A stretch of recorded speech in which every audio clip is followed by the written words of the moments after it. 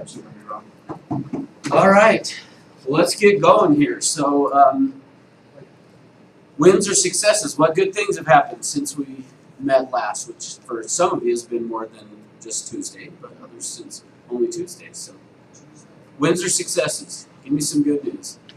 Well, you weren't kidding, Andy. I wasn't lying. He's like, you're gonna come in just long enough for that. All right, nice. I was going to sign the roll. Oh, okay. So, wins or successes? Give me some good news. Rob and I were door knocking yesterday, and I got a call from an agent that has a buyer that they were under the impression that actually was getting ready to list the subdivision. Huh? So, one of the other people we talked to came back today. He's like, "Yeah, I'm thinking about it." So, Nice. I'm trying to put this deal together. And Awesome. motivate this guy to sell his property. So, Cool. Good. That's great. Awesome. Congratulations, yeah. No question that getting out and doing this, the key thing I think on that is just for all of you to remember is the lead follow-up, meaning so many times agents go out, we generate all these leads and then we don't bother to follow up. So awesome. Good job. That's right. Good. Who else? Wins or successes? I already told you mine, but I'll tell the Yeah, class. tell them. Yeah, good. I just barely got my license. I put on Facebook, guess what, I'm a licensed real estate agent. And a friend of mine contacted me, she says, great, we need to sell our home and buy a new one. It's awesome. Yeah. So let's see. I wish Andy was actually still here, actually, because I think it was him that said it. Maybe it wasn't. Somebody actually just recently, today, in fact, I think it was earlier today, made the comment about working your sphere of influence. Like, I don't know why I put it off so long. Actually, it wasn't Andy. I can't remember who it was now. Well, no, it wasn't in here. Somebody said it separate to me. Oh. But no, it was Clint. That's who it was. Yeah. So anyway, he just said, I put it off for so long, and now I've started doing it, and man, it's so much easier than all the other things, which is true. Now the fear is we have that we don't want to bother them or whatever. But yeah, good job. Way to go. Good. Who else? I had a couple of them. One is kind of created my own opportunity because I bought my own house. Okay. So that'll work out nice. And then I have an out-of-state relative who's actually moving here. Nice. He's looking for a home that's coming Awesome. Good. Good job. Awesome. Good. Chris. Send two referrals to the same commission. Awesome. Good. Good job. Yeah. That's a great idea to build some relationships with whoever ends up with those, because they're going to have people that you did sell up here or whatever. So awesome. Good job. Good. Any other wins or successes? Oh, okay. I had one day where it just kind of worked out. The day before, I reached out to a few people. This is kind of lead follow-up again, and ended up setting 4 appointments for the next day. I went and talked to all of them. And then later that day, a lender that I had used in the past called me and said, hey, you're going to get a call from somebody, it's needing you, and so I'm going to meet with them next week. It was just nice to get a lead from a lender that I used. Yeah. Awesome. Cool. Yeah. Good job. Awesome. Good. Okay. Well, any mortgage related? We've got Steve here from Citywide. Any mortgage related questions that you want to ask him about before he takes a couple of minutes to go over a couple things with you? All right. I guess have at it. We'll see if it generates any questions. Okay. So we need to get a cord so my computer will reach, but I'll just have to do it this way for now. So this is going to be a data dump. I apologize in advance.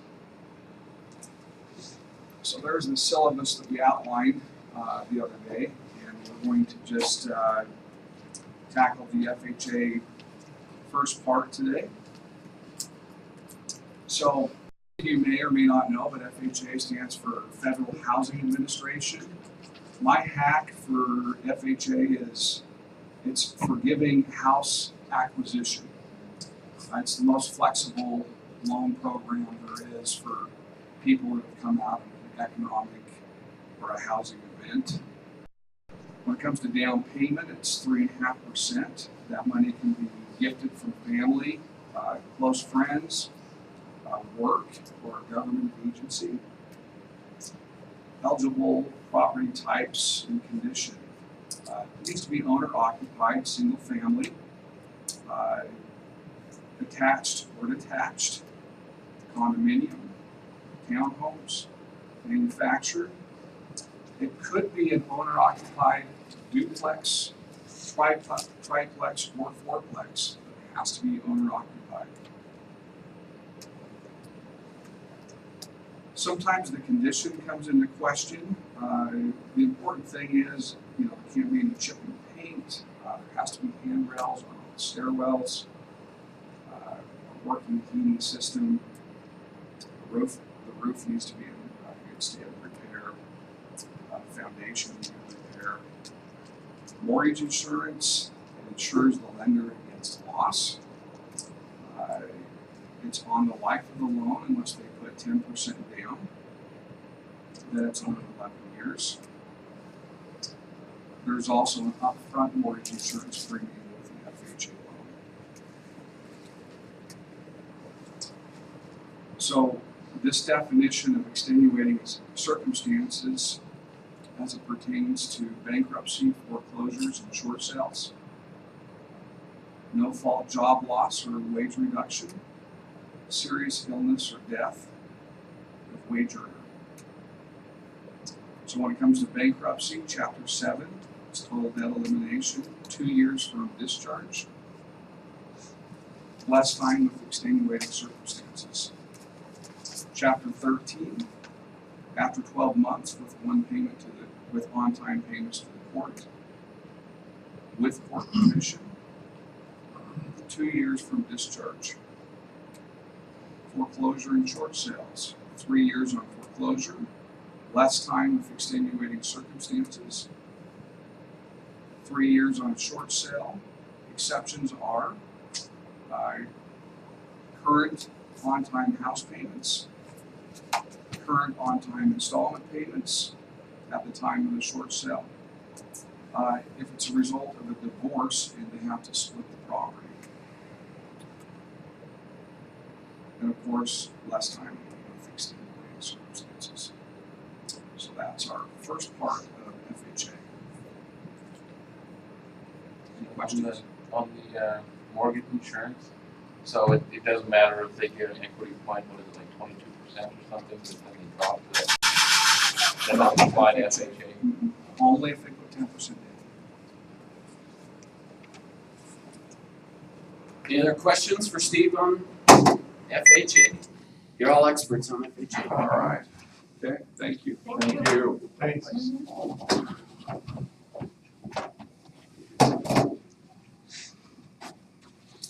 All right, well, let's get going here. So, I'm a little depressed all of a sudden. Feels like you guys are like. All right, anyway, let's get going. So, I want to start with a little bit of a review. So, and I don't expect you to remember this, but I'll be impressed if you do. So, where we went on Tuesday talking about the needs analysis, what was the purpose? What's the purpose behind us doing this? Could you tell me more? Good. That's good. Yeah, what's the purpose of Tell Me More? Good. I like that. Why are we doing it? You're doing great, Russ. Keep going. Thank you. That's the downside to me teaching you guys this stuff is you start to notice that I use it on you all the time. So, really? Nobody remembers. Like I said, didn't expect you to. But. So basically, to take us as an agent out of the equation, get out of the buyer's way, and give them the opportunity to really think about what it is that they want, and to convey that to us. Okay. Because we have a habit of, and I'm sure I've done it too, and it's the same thing in therapy.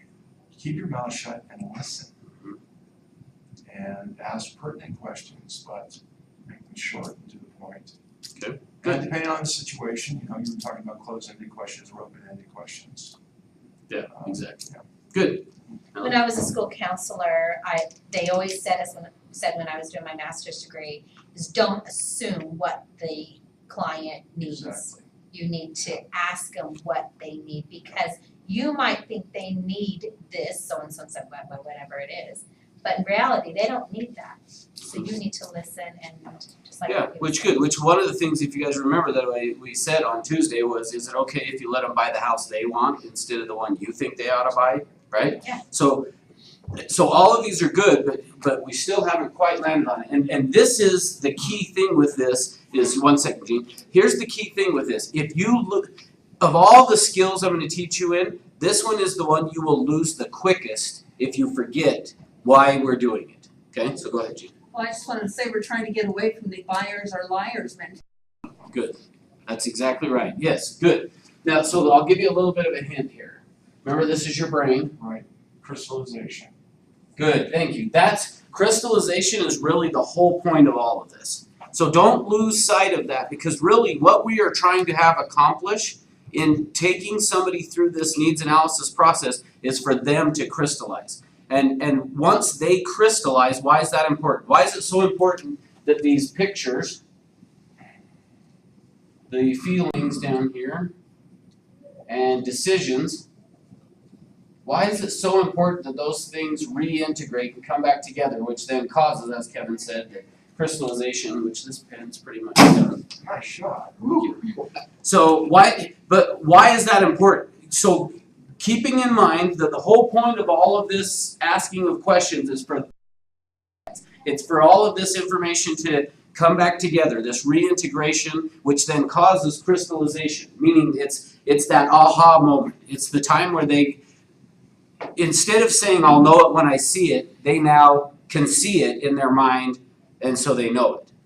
But why again is that so important? It's that moment they realize they're only gonna buy what they need. Okay, good, yeah. And ultimately, it then empowers. Once this crystallization occurs, they're now empowered to buy. And prior to that, you're gonna hear well, we're not sure. Well, I liked it okay, but what, all of those things is what takes place. So once this crystallization occurs, once that's happened, they're now ready to go. They're empowered and ready to buy, which actually then leads to the next step in the process, which is a script that I'm going to give you here in a little bit that you want to use with them. Because here's the thing. When we take somebody through this process, at the end of the process is the time that you should ask for agency. In my opinion, with a buyer, I would not be asking for agency until I have taken them through this process. Why? So they're ready to go. They're Okay. motivated. Good. Yes, for sure. Because of that, Rick, you were going to say something. Well, the emotion, they're more likely to sign with you And why are they more likely to sign with me then? because they feel you understand where they're going, what they want. Good. It's all of those That's right. emotions that are, So you're safe. yes, good. So as part of remember, a part of any presentation, we've got to connect. What you will see through this process is you are going to connect really good with these people. Remember the story I told you about me and the loan officer and saying, man, I wish you were a loan officer in Salt Lake because I would use you for all of my loans. Because I felt like this guy understands me. Yet he hadn't said really anything to me. I mean, very little, right? So okay, so I'm just doing a refresher of all of this. So what we're trying to cause, and so important you remember that. The whole purpose of this is to cause this crystallization, to have this reintegration. Now, again, the reason people show up is because telling us that we want 3 bedrooms, 2 baths is 10% of who you are as a personality is conscious, which that's the logical stuff. That's the part of our brain that thinks logically and is reasonable, those type of things. Down here, the other 90%, which is where they buy from, is all the emotional stuff, right? So these are all the emotional stuff. So by doing this, bridging this gap, we are then connecting these two together is what we're doing, okay? So people show up, and again, just reminders, talking about features, but that's not what they buy. What do they buy? Benefits. Good, benefits. They talk in terms of features, but they're gonna buy benefits. So it's the benefit that they're buying. Now, also again, as a reminder, benefits are any price range. So features have a price tag, benefits do not.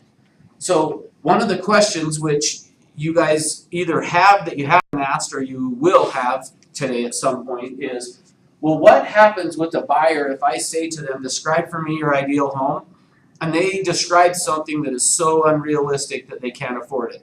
Or the other thing that I hear quite often is, what happens if they describe these features and it's so unique that it doesn't exist in any house anywhere? Then what do? Do we have to go take them and find a builder and have them build the house? And the answer to that is no, because it's not the feature they're buying, it's the benefit. It's what does that feature do for them that is going to have this benefit. And once they have the benefit, and remember, they buy in 2s and 3s. So initially, what you guys have seen so far in this process, when I take somebody through it, initially, everything is important. But once we get down into the next step of this, those modifiers where we're going to start asking more questions, there starts to get some depth. Meaning, some of the stuff that to begin with was important becomes less important, but a few things become very important. Does that make sense? So they got to get 2 or 3 of these benefits in order for that to happen. Okay? So, what questions so far, though? Did anybody try it? Go home and try sitting down and just saying, describe for me your ideal home, or me your ideal date, or I did, now my wife wants to move. Good, Natalie. Well, when we moved back to America, we bought this, 4,500 square foot house in Alpine, gorgeous home. And I thought, this is my ideal home. And then after I live in it, now that 5 years, I'm going, I want a smaller home now, and the kids are moving out. So you once you get what you want, you always change your mind after that. So you're never satisfied, I think. So you're always revolving. Sure, yeah, absolutely. Good. What other questions do you have before we jump into this some more? Everybody's good on this kind of where we're at, the background of it, okay? Because again, I can't emphasize enough. So if you feel like I am overemphasizing it, I am. Don't forget what the purpose is. Because if we get lost in the purpose, so yes, are we going to get a whole lot of information along the way? Absolutely. But don't get lost in the fact that really what matters is that they crystallize. They now become clear on what those 2 or 3 benefits are. Because once they're clear, they're now empowered and ready to buy, which saves you a ton of time, right? Well, I was just saying, so analyzing the feature versus benefits, it's drawing deeper on the questions. Is that accurate? Uh-huh. Okay. Yeah, absolutely. Good. So, okay, so here's what I want to do today is I want to give you kind of more of a blueprint or a blueprint, I guess, probably of what the whole process looks like, okay? So I'm going to kind of step it out for you. So the first thing along the way is what I would call is the bio. The bio is going to be like when they first come in and we've kind of done the thanks for coming in, do you want a drink of water or whatever, come sit in the conference room. Once we've got through the niceties, when I'm ready to start into the process, what I want to do to begin with is I want to do this, what I've been calling a bio here, and meaning you want to start by saying, okay, so Bethany, thanks for coming in and talking to me, and I appreciate you being willing to do that, and I promise that at the end of this, we're going to have some great information and help you to understand really the buying process. Does that sound great? Yeah, awesome. So before we get going, what I want to do is just tell you a little bit about me first. So my background, I'm married, I've got 3 kids. My oldest actually is 20 years old. He actually lives in Mexico City right now. Be home in 3 months, haven't seen him for almost 2 years, so it's kind of exciting. My middle son is 15, and then I have a 7-year-old as well. Some of them just about me, in my spare time, I love to be out fishing and spending time in the mountains. But probably my favorite thing is coaching baseball. I love working with the little kids on coaching and those type of things. Some of the other things about me is I have an MBA. I have a Master's in Business Administration. My family, we love to travel as well. Disneyland is so. Now, what are you guys noticing about what I'm saying? It's a little bit of everything. Yeah, good. It's a little bit of everything. Rick said it's all about me. Okay, good. What else? What am I not saying that you guys maybe think I should be saying? You're not saying anything about real estate. Yeah, I haven't said one thing about real estate. Why? Because you're demonstrating to her what you're wanting her to do, and Perfect. just tell me about your life because that's gonna give us the basis for the real estate later.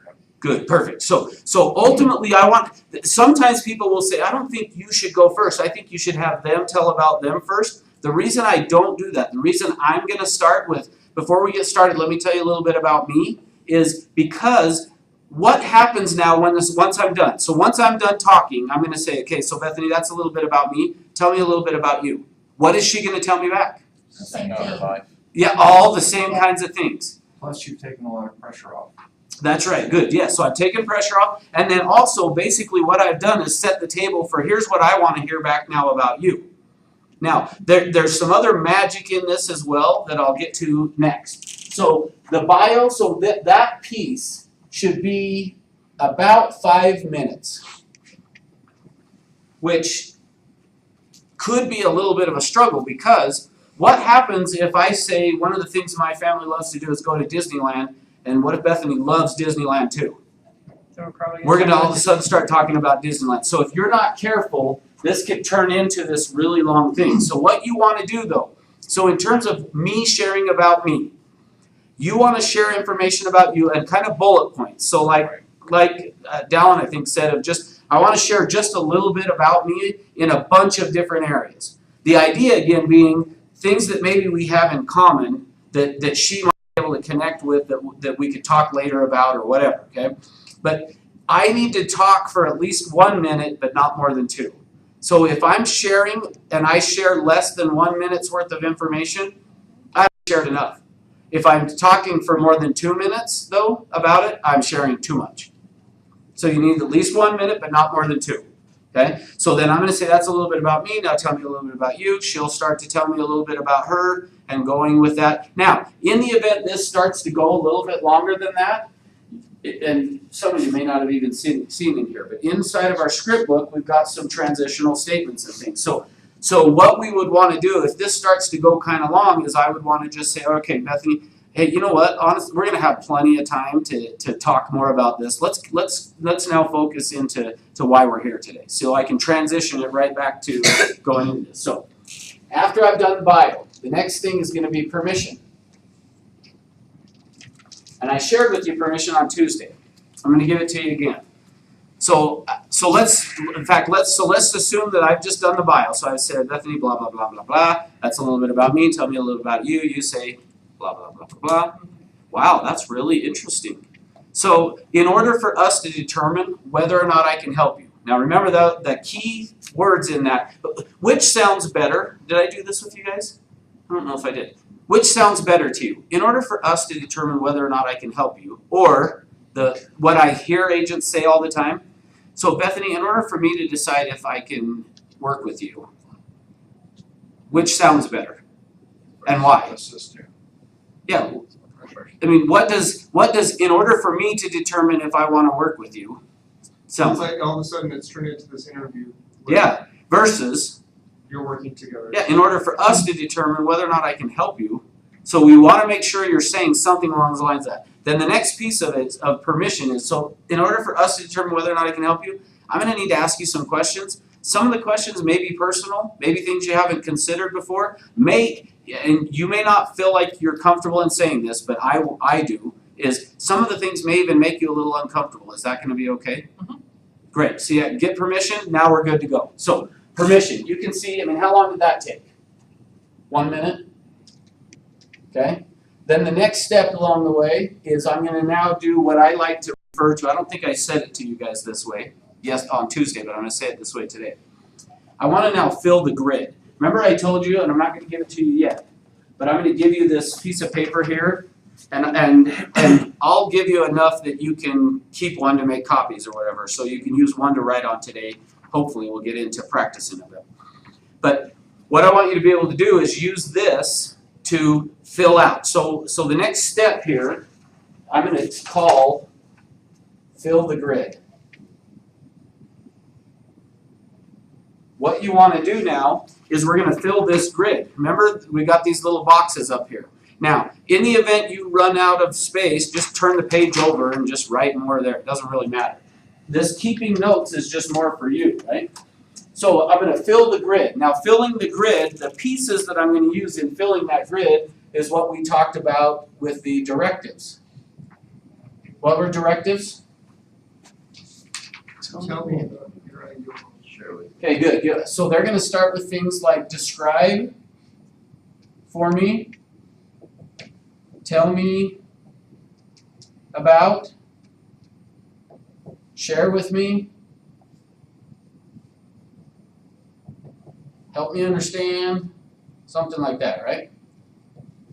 Something like that. So filling the grid, we're gonna do that by starting with describe for me your ideal home. They're gonna start by then describing for me what the ideal home looks like. Once I have done that, now along the way with that, I'm gonna use then the prompters. What were prompters? Keep going. Tell me more. Tell me more. Say more about that. Say more. What else? Now, I'm going to give you guys a little bit of a secret that I use with you guys that you probably haven't noticed that I do. But if somebody was telling me about their home and I say to them, "Oh wow, keep going. What else?" What am I telling them by saying what else? Crystallizing. You haven't given me enough yet, or you're showing interest. Yeah, you're showing interest in what you're saying. Okay, good. Yeah, I'm showing interest, and what I'm saying is I'm expecting you to give me more. Versus this. What about if I were to say, Dallin, is there anything else? What does it feel like I'm saying by saying, is there anything else? You're ready to be done. Yeah. It's just a yes and no. Closing, okay. So I'll give you guys a little bit of, notice that when I start this class every time, I'll say, wins or successes, and somebody will give me one, I'll say, all right, who else? Who else? And then when I'm ready to move on, typically, I'll say, is there anything else? Tie down. So yeah, I'm kind of tying it down to, okay, I'm going to give you guys one more chance, but I'm ready to move on. Is kind of the subtle message that I'm sending to you. So when you're using these prompters, and here's why I bring that up. If what happens is you end up saying to your client, is there anything else, Brian? Don't be surprised if they say no. Because remember the pass the baton thing? We have kind of been conditioned and taught growing up, like don't do so much talking, let the other person talk. So they're going to have done all this talking and start to feel like, well, I'm doing too much. So they're going to want to hand you back the baton. That's why no, keep going, you're doing great. What else? Tell me more. But the moment you say, is there anything else? Now, I'm not saying you won't get more, because there will be some people that go, oh yeah, there is more, and they'll tell you. But you're more likely to have them say no if you say, is there anything else? Versus, remember, the brain works like a computer, and if I say what else, what is your brain being interpreting that as that you're saying? Yeah, I want more information, right, is what it's saying. Okay, and then the final piece of this is going to be the positive feedback, making sure that you're reinforcing. Wow, really interesting. That's nice. Oh, cool. So more of the repeat and affirm that we talk about, okay? We want to make sure that we're affirming to them, wow, yeah, interesting. Oh, wow, interesting. Haven't thought about something like that. That's cool. Those type of things. The other thing is I'm sitting and doing this, letting them know I'm listening, okay? So during this fill the grid piece. Now, this piece here, so this is kind of how far we got on Tuesday in this whole process was this. So this fill the grid piece. Now, I mentioned it a bit, but I'm not sure I really got you to fully understand it. On this fill the grid piece, we're going to do one or two steps in that. Remember I talked about the fine sandpaper versus coarse? So I want to do one or two steps. So let me show you what I mean by that. Let's say that here's my grid that I've got here. And I'm talking with Bethany about her home here, and she talks about the kitchen. So I write in here kitchen, and so tell me about a kitchen. Just make some stuff up. Granite countertops, hate tile. Hate tile, okay. No tile, okay. It's got to be stainless everything. So see how I would just be going stainless, okay, what else? I mean, and then she's just going to keep going. So I'm going to keep filling this in with just more information. In the event I filled up that box and she was still going, I would just keep going down here. Okay, what else? What else? What else? And then she's going to go and she talks about the backyard. So she says backyard, and then she tells me about the backyard, and I'm just filling information in. Then she says the basement. But on the basement, let's say she doesn't really say anything. She just says, we need a basement with a large room downstairs. And then she goes on to, for my sake, she says the garage. Brings up the garage and she doesn't say anything about it. And maybe then she says something about the family room over here.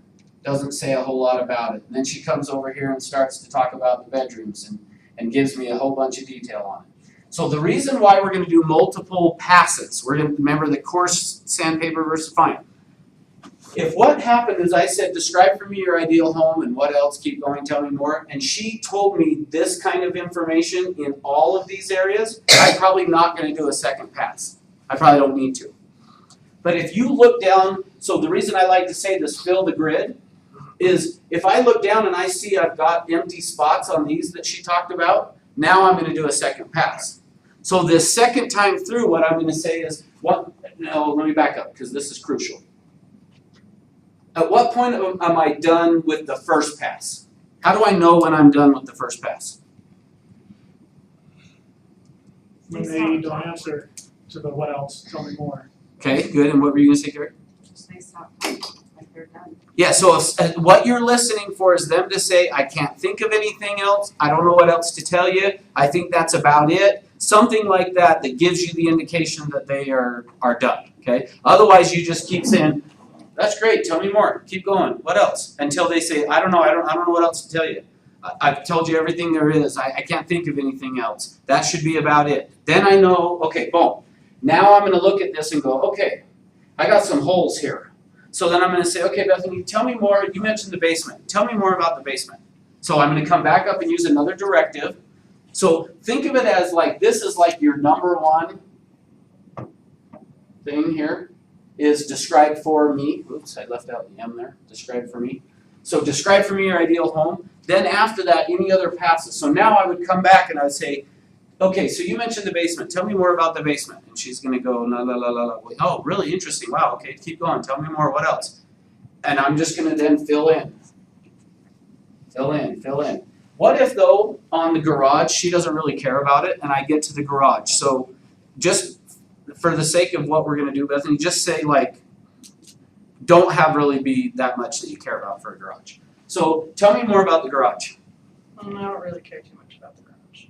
Okay, so if they said that, what would happen if I go, oh, well, tell me more? I mean, what's it? Yeah, it doesn't make sense. It's going to be like, I just said it. So if I get to something like this and I say, so tell me more about the garage, and she's like, I just need one. That's it. I mean, there's nothing else to tell you. I need a garage. That's it. Okay, great. Then so think of it as this second pass is just for me to check in and see if I can get some more information. And if she gives it to me, great. If she says, I just need a garage, that's it. Okay. How about it's some coaxing questions like 1 or 2 car garage or? No, you don't do that? Why would I not say 1 or 2? Because you missed Tuesday. I did. So that's why I said no. That's why I said it that way. Okay. Because that was like, we hammered on that, it's a no-no, right? Because you don't But why? But let's help Natalie understand why. Why would we not do it? You don't want to introduce or impose things on them they really don't care about. So they're going to answer your question because you're asking the question. That's right. And if you find them a home, if you ask and say, well, 2. And let's say my searches now are limited to 2-car garages, or we're looking at a home and I say, oh, it's a 1-car garage. And all of a sudden I put this meeting and they just answered the question because I asked it. They really don't care. Then we're doing them a disservice. And then when they go and buy a house that doesn't have a garage, we're going to say, oh, they lied to me. we come back and say buyers are liars. So the challenge is if I say to you 1 or 2, what are you going to say? How are you going to answer it? 1 or 2? Yeah. Well, if I was the buyer, I guess I would say 2, just automatic. And what if you didn't care though? And I said 1 or 2. Then you miss out on the phones. Yeah, then I miss out. Yeah, so that's I why see. we're just staying neutral. Is the key to this is at this point we're staying as neutral as we can. I don't want to lead them anywhere they don't want to go. When they start looking at homes, this is a good task for first home buyers because they're not sure what they want. So when they start looking at homes, will they start thinking, oh, I want a 2-car garage? So they'll, It's possible. It's possible that they hear that Bethany says nothing about the garage, or I don't care, it just needs to have one. And then we go out and look at one with a 1-car garage and she goes, oh, wait a minute. I do need a 2-car garage. That's possible, but that's fine. I mean, it will show up early, so I don't care. So, okay, so I'm gonna do a second pass. Then I would say, okay, so you mentioned the family room, tell me more about that. And then she's gonna go on and on and on about the family room, and I'm just gonna write down my notes. So ultimately, what I wanna do as best as I can, now again, the objective of this is to get the information from her, not for me to just fill the grid. It's to get the information from her, right? So along the way, I'm gonna get all this good information, but why? Because they gave it. Good, and what am I trying to cause to happen? Crystallization. Ooh, it's getting better. I got like 3 people that said it. Yeah, it's for this to take place. And remember, the way that our questions, the way we typically communicate, we as communicators typically do it in a hunting-gathering way, which blocks crystallization from occurring. And so we're trying to get out of the way. So when you're asking these questions and they want to tell you more about stuff, isn't it typical that they're going to say like, I want a 2-car, or I want this many bedrooms, or Great, that sort good of thing? point. Yes, this is the cool thing. You're exactly right. The stuff that is important to them, like for me, remember I talked about the garage with me? Like I'm not gonna, if you say, okay, describe for me the ideal home, one of the first things out of my mouth right now today would be I would need a 4-car garage. I mean, that's like the first thing I would be saying to you. Now, that doesn't necessarily mean, what I don't want you to hear from that is like whatever they say first is most important, because that's not always true. So and I'll get to that in a minute here. But yes, I'm not gonna forget to bring out the important stuff to me. Meaning like I'm gonna talk about all of the, so for me, here, I'll just assume you guys just asked me, describe for me the ideal home. I would say, okay, it's gonna be a Rambler. It's gonna have a 4-car garage. Underneath the garage is gonna be dug out, so that underneath that 4-car garage, I've got a room that's underneath there, so it probably needs to be 10 or so feet down. That is a huge room the size of the 4-car garage. And I wanna have a separate room somewhere in the house that's a theater room. I mean, these are the kinds of things I would be saying to you. My wife, on the other, I would say nothing about the kitchen. Remember I told you, I think I did. Did I tell you guys like that already? I could care less. We're remodeling the kitchen, and I really don't care what it looks like or how it ends up. It's just how, same thing with this. I could care less about the kitchen. But if kitchen's important to you, and you say to me, well, tell me about the kitchen, I'm going to go, I don't know. I mean, as long as my wife likes it, I don't care. I mean, doesn't matter to me. I don't know. But here's the challenge, though, is what we do. How we sabotage ourselves is, if kitchen's really important to us, we'll keep going back to, well, no, I mean, really, like, tell me about the kitchen. We try to force it, and finally they'll just go, all right, well, here it is. And then we go look for that, and I don't care about it, and I'm like, God, all they ever talk about is this kitchen. Remember what the top 3 complaints are? Number 1, don't return my calls. Number 2, don't listen, good job. And number 3, waste my time. This is where that comes from. He keeps going, talking to me about these kitchens, and I don't care about the kitchen. I want the garage, right? Now, and to kind of play devil's advocate on the other side, where, and I've had this experience with a client where they weren't thinking deep enough, or they weren't thinking about like all sorts of things that of course I felt should be considered, but like area in the valley or these things. And so it wasn't until I asked those questions that they're like, oh yeah, I actually make sure it's not here and here and here. So because I asked a specific question, we got that, and it ended up being important. Yeah. But at the same time, I totally, I guess, how do you get the best of those both Perfect, yes. together? The one question that I would ask them, but I wouldn't do it until the grid is totally full, and maybe even after the whole process is over. I may even wait till the whole process is over. If they never brought up location, then I'm going to say, great, Dallin, I've got a really good picture of this house now. Where's it going to be at? Where's it going to be located? Then I would then add, if they, but again, the thing I want to really emphasize, I stay out of the way. I don't want to force them in any direction other than where they want to go, but that is the very last one, because otherwise, yeah, you're right. I mean, the other thing is they may describe this house and okay, great. Oh, I was in St. George last weekend and I just saw it. That's awesome, yeah. And they're like, what? No, so yeah, that would be the only question though. Really, the only question I'm going to ask is afterwards. Okay, great. Now where's it going to be located at? So that I can then find out. What if price or budget doesn't come up either? I imagine it would with most people, but if I don't, Great question. I don't want to miss the mark. Okay, good. Yeah. So that is actually one of the steps in this. Once we get further down here, I'm going to tell you the money step. So I'll give you kind of the precursor to it. But the question I want to ask as well, so after I get through this, so there's one script in between, but I'm going to go, where would it be located? He's going to tell me. Then I'm going to do, well, let me tell you how I work. I've got a script that I'm going to give you guys that I'll tell you. Let me tell you how I work. That basically is saying, I'm going to go out and bust my butt for you. I just want to know that you're going to commit to using me if you buy a house. So that's kind of the shortened, that's not really the script, but that's the shortened version of it. That should be the script. I know. And then once I'm done with that script, then I'm going to go to the money piece, which is going to be, so Riley, how do you plan to pay for this? Credit cards. Awesome. I mean, sounds good to me. So ultimately, you're only going to get one of two answers. But notice, by asking how do you plan to pay for it, I'm still staying neutral. I'm not assuming anything. Yeah. Because, I just realized something I forgot to tell you guys on Tuesday. I'll bring it up here in a second. I'm not assuming anything in that question other than that they're going to pay for it, right? So how are you going to pay for it? I'm going to get one of two answers. How are you going to pay for it? You're gonna get a loan.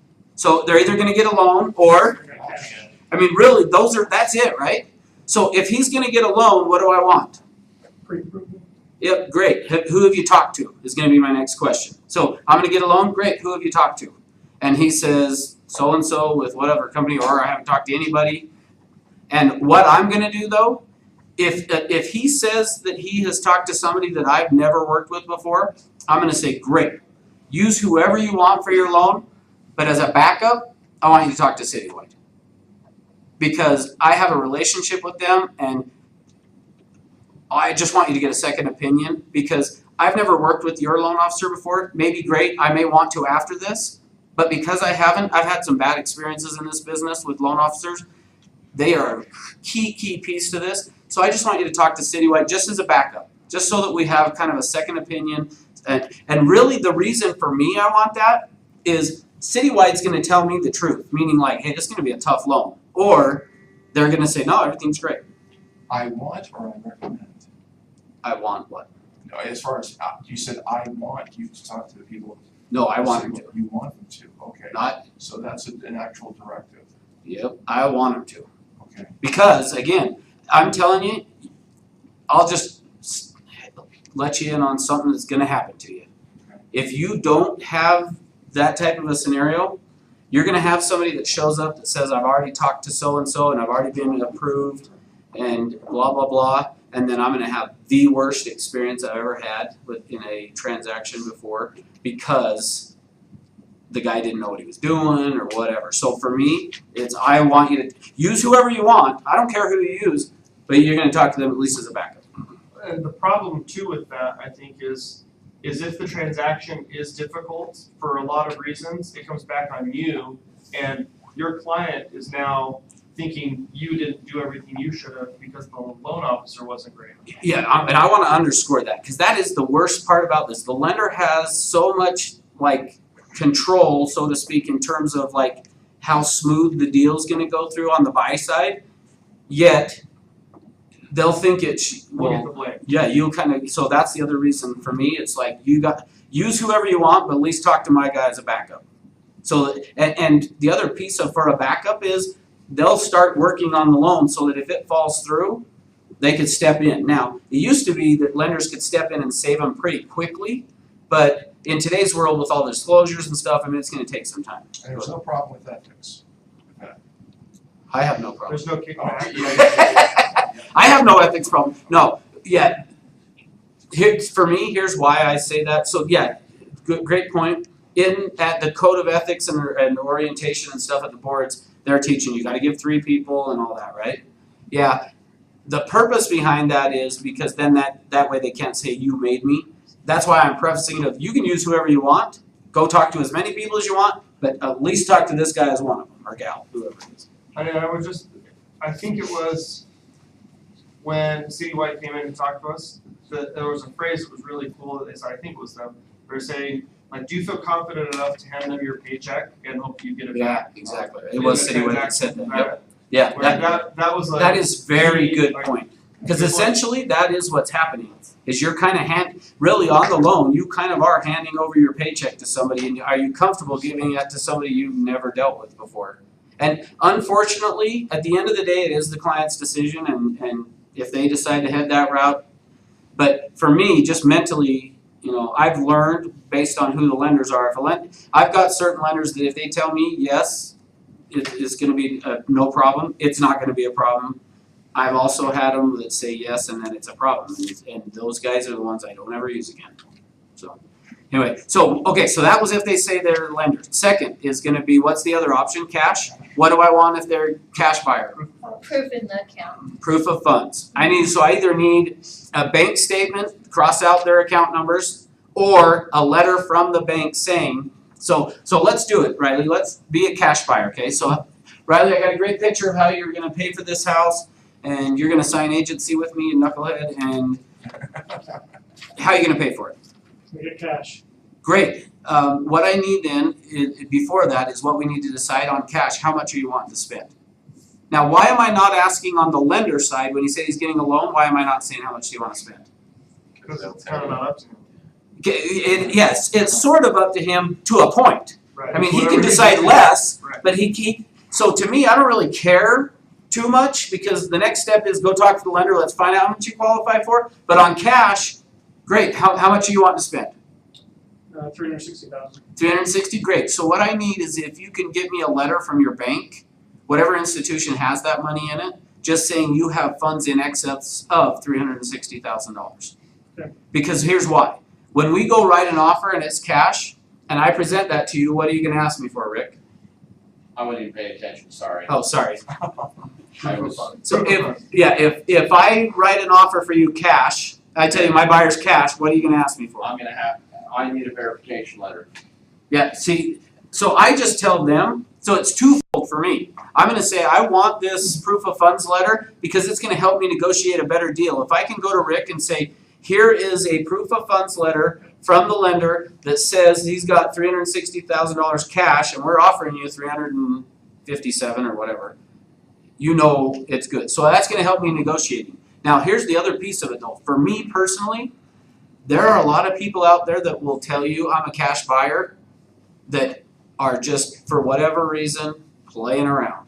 And so let me give you a horror story that happened to an agent. Thankfully it wasn't me, but it was one of my agents.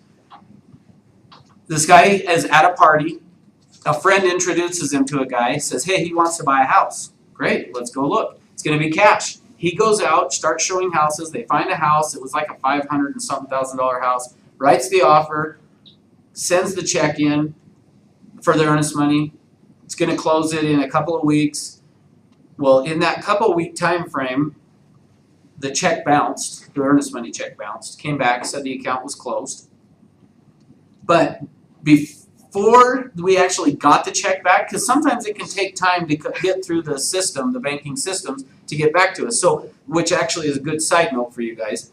On earnest money, once we deposit it, we're not releasing it for 10 days unless we can prove that it has cleared their account. So during this time on this guy, he goes to settlement. He goes to settlement, signs, says, I'll wire the money later today.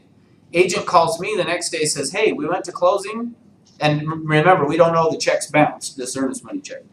We went to settlement, and he said he was gonna wire the money, and he didn't wire it, so it's now the next day. I said, well, just call him, see what happened. Maybe he sent it, and it was after hours, whatever. So he calls, the guy says, oh yeah, I'll make sure it gets there today. Okay, tells the other agent, it'll be there today. Next day, still isn't there. Calls me, what do? I don't know, call and find out what happened. Maybe he got busy at work, who knows, maybe he got in an accident, just see what happened. Calls, he goes, oh yeah, blah, blah, blah, it'll happen today. Calls the other agent, tells him, it's gonna happen today. Doesn't happen. The next day, can't get a hold of the guy. Can't get a hold of him. What do I do now? Can't get a hold of him. Now we're about this time, the earnest money check comes back to our accounting department. Account closed. Crap. So tries to get a hold of him, calls his buddy that introduced him, said, "Hey, do you know where so and so's at?" And he says, "Oh yeah, he got arrested last night." "Oh, what for?" "Fraud." Yeah. Now, what would have fixed that whole problem? Before we write an offer, I need a verification of funds. I need a proof of funds letter that says you have funds in excess of that. See, that checkbook that guy had was stolen. Oh. So he stole somebody. Here's the funny thing to me. I don't know if the guy really thought, hey, I'm gonna steal this checkbook, I'm gonna write this earnest money, and then I'm gonna get this house. I don't know what the thinking was. But and then I'll give you one other quick story on the cash thing. Had another agent that came in and said, hey, I just got this greatest lead. She wants to buy this house, she's gonna pay cash. She actually is a songwriter, and she has written a bunch of songs for Garth Brooks. I'm like, oh, that's pretty cool. So I say, great, go ask for it now, because this scenario was after the other one. So I'm like, make sure you go get this proof of funds letter. Okay, great. So he goes back and asks her for a proof of funds letter. She freaks out on him. I'm not, what, you don't trust me? You don't think I have the money? You know, I could get Garth Brooks on the phone right now to tell you that I've got the money. I'm serious, that's what she said. We're such good friends and blah, blah, blah. So she says, I'm using somebody else. Now, this was somebody who was gonna buy his own listing. So he comes back to me mad now. Thanks for telling me to go get a proof of funds letter. Now she's gonna go call another agent. So and actually told me the name of the agent. The name of the agent is an agent who the company that I used to be with and that years and years ago was with, she was our very top agent. So you'll know who I'm talking about. Very top agent that we had in the company. And I said, oh, well, she's not going to work with her without a proof of funds letter. Yeah. Oh, no, she's going to, and she's going to get the deal and all this stuff. About a week later, guess what happens? Gets a call back from the lady. Hey, didn't work out with that other agent. You know, I still do want to use you. Great, I need the proof of funds letter. She could never produce the proof of funds letter. So we started Googling her name to see, you know, surely if she's written songs for Garth Brooks, it'll have written by, didn't exist. So never happened. So, but the point is you'll save yourself a ton of time, right? Yeah, and I want to emphasize very heavily on looking at the validity of the proof of funds. You have to verify it, because some of the documents can be forged. Okay, good. All right, I'm going to take a small break for a minute. Tyler, do you want to come up? I don't know, Dave just said you wanted to come down. Did you want to talk for a minute, or? Yeah, more or less. Okay, come on up. There's so many scary people on one. I know, Tyler's one of them. No, Yeah. I'm going to introduce you to, no, I'm just teasing you. That's it. She said so many scary people. I said, yeah. No, so Tyler actually runs a team here, and he's looking for some help, I guess, is kind of right. So Yeah, so I have a I'll team let of him- 5 right now. Watch a team of 6. So we're in small commercial break, sorry. Yeah, so Sponsored by Tyler. I'm on a team of 6 right now. We're looking to hire 3 more buyer's agents within the next 2 weeks. We do a lot of lead generation purely based off the internet. We're really just kind of looking for people that want to be on a team. If you're interested in joining a team or anything of that, we would love to meet with you. Just kind of take it from there. If there's anybody here that's not already joined a team, that loves the team that they joined, interested, or they're trying to just do solo. No response. Why don't you pass out cards if anybody's interested? I'll leave the stack up here. Yeah, that's what I was gonna say, is we'll have him up here, and if you're interested, you can grab it, and then you could call and talk to him, and he'll interview you, I guess, and Yeah, see if it's a good fit. We'll interview. It's commercial? no, it's Just residential, yeah. yeah, so we do residential, we're kind of everywhere. We need one person to oil really bad right now, and we need the other person to account. So those are George and me, but we can always use somebody up here as well. Cool. So if you're interested, he'll have some cards up here, you can grab one and then give Tyler a call, and he'll interview you and see if it looks like it'd be a good fit for you and for him, so. Yeah, of course. Awesome. All right, Okay, thanks, yep. All right, so any questions so far other than in terms of that? My question is, why would people do that? I mean, I just, They're gonna get caught anyway, you know, when. Who knows, you know, but people do it. I just, I can't fathom Yeah. why. Well, here's the other thing. I've got a guy, actually, this is another good thing. I've got a guy that if I ran into him today, and it's probably been 15 years, but if I ran into him today, he would tell me, as soon as that settlement comes in, I'm buying. I mean, that's why you want to get this. That's the other reason to get this proof of funds letter is I have had people say it's a cash deal. Great, give me a proof of funds, and then they show up with a hard money lender letter, which is fine. I mean, that can work, but is that really a cash purchase if they're showing up with hard money? It's a lender. No, it's still a lender. So that's fine if they give me a letter from the lender saying, yes, we'll give the money, but typically on those hard money ones, it's yes, we'll give you the money if we think the property is really going to be a good deal and blah, blah, blah, all that stuff. Just as a humorous side, I heard of a couple who went house shopping and they told the real estate agent that they were gonna be cash because they had got a letter in the mail saying they'd won the Publishers Clearinghouse. We got the check in the mail. Yeah, that's awesome. Yeah, you're exactly right. That's why we want to do this. It's all about saving ourselves some time and not running around with people that are not real. So, good. Okay, so we filled the grid, okay? So now that I've got the grid filled, the next step on here, so the next piece of this is going to be those modifiers, which I haven't shown you yet, so we'll do that. Modifiers. Modifiers are the who, what, when, where, how. Now, so remember, during this piece here of filling the grid, I'm not asking any of these questions. All I'm doing is listening to them. Once the grid is full, then what I want to do, in fact, one thing that I'm going to do is kind of a bridge between these two here, between the directives and the modifiers. The bridge I'm going to do, so with Bethany, I'm going to say, okay, I've got a really good picture of this. Of all the things we've talked about, what are the 2 or 3 most important? Now, why would I ask what are the 2 or 3 most important? Because you're looking for 2 or 3 things. Because I want 2 or 3 things. The other thing is, here's the key on this. By saying 2 or 3, how many is she going to give me? 6.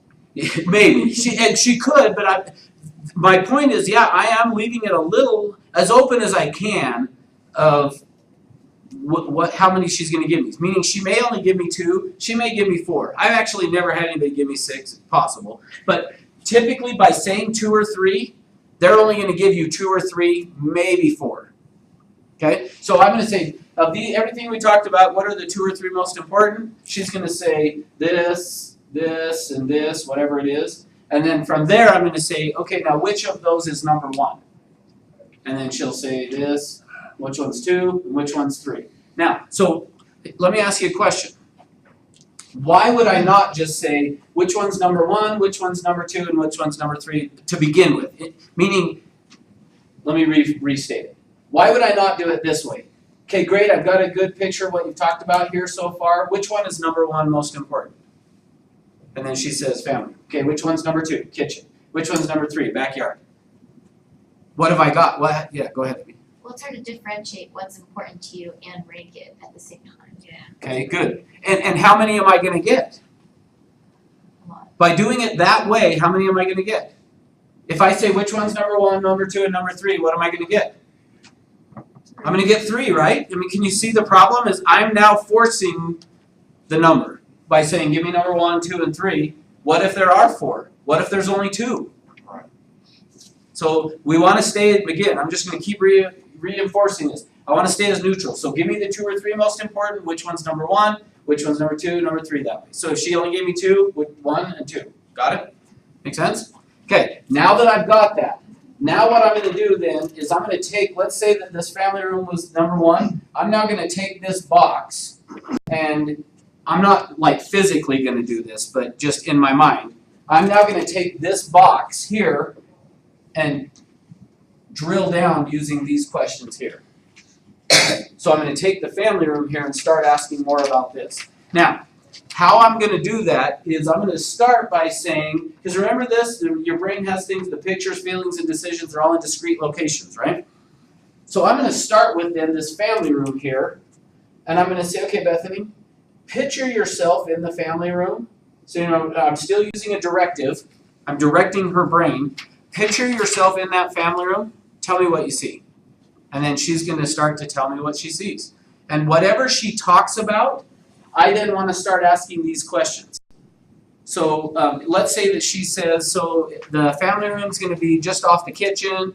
It's going to have a big TV in it, and it's going to have a couple couches, and blah, blah, blah. You know, some windows, that kind of stuff. I'm going to now start to ask some of these. So as soon as she's done talking and saying, you know, telling me about it, I'm going to then start to jump into these. Now, the ideal way to use the modifiers is based on what she said. So like I'm going to be listening for things like her to say a couple of couches or big windows. Let's do big windows. It's going to have some big windows in it. Well, what do we not know? Remember we talked about big windows? What do we know about big windows? How big? Yeah, it's going to be different for all of us, right? So when you mentioned some big windows, how many windows? What size are they going to be? Where are they going to be? Does that make sense? If she mentioned the TV, how often do you use that? Who uses it? Where would it be in the room? So now, why would I ask these questions? What's happening by me asking these questions here? Creating a picture. Okay, good. So I'm starting with the picture. You're exactly right. By asking these questions, I'm now accessing this part of the brain. So see, I've started by saying, picture yourself there and tell me what you see. We're accessing this part of the brain. Then I say, who's going to use it? Where's it going to be? How often do you use it? What other furniture is going to be there? What colors would the things be? What type of flooring are you going to have there? Now we're accessing what are all the decisions that she's made about it. Does that make sense? So I'm getting first her to picture it. Then I'm asking her, what are the decisions you've already made about this thing?